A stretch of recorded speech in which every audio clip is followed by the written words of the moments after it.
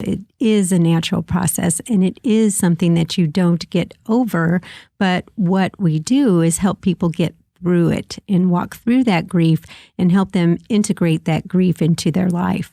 But for family and friends, I think it is very difficult because there's such a feeling of helplessness. There's really nothing you can do, and we tend to be a very doer society.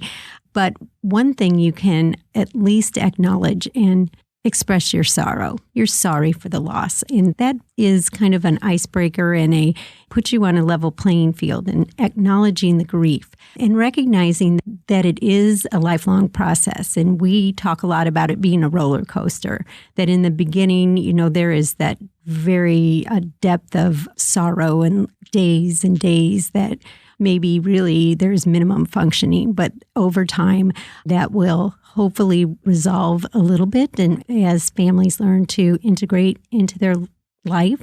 But there are ups and downs, and there's triggers over time, and they can be very random. And just acknowledging that, remembering the birthday, if the child is named, using that name with the family, those things are so helpful. And in olden days, before we had programs like this, people were afraid of making the family remember the baby and causing them grief. But actually, they're remembering. You don't have to worry about that. They're always going to remember. So acknowledging and let them know that you have experienced that feeling of loss with them is very helpful.